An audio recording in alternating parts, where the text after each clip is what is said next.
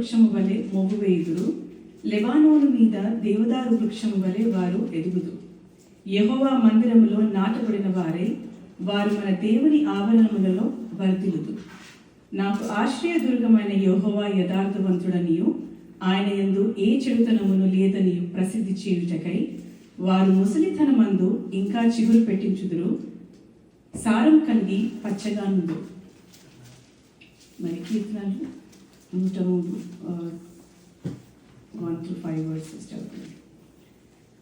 నా ప్రాణమా యెహోవాను సన్నతించుము, నా అంతరంగమునున్న సమస్తమా ఆయన పరిశుద్ధ నామమును సన్నతించుము.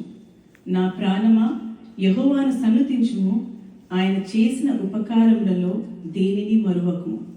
ఆయన నీ దోషములన్నిటినీ క్షమించువాడు, నీ సంకటములన్నిటినీ కుదుర్చువాడు. సమాధిలో నుండి నీ ప్రాణమును విమోచించుచున్నాడు, కరుణా కటాక్షములను నీకు కిరీటముగా ఉంచుచున్నాడు. పక్షిరాజు యవ్వనము వలె నీ యవ్వనము క్రొత్తదగుచుండునట్లు మేలుతో నీ హృదయమును తృప్తిపరుచున్నాడు. దేవుడి ఈ వాక్యం మన మధ్యలో దీవించుగాక. ఆమేన్.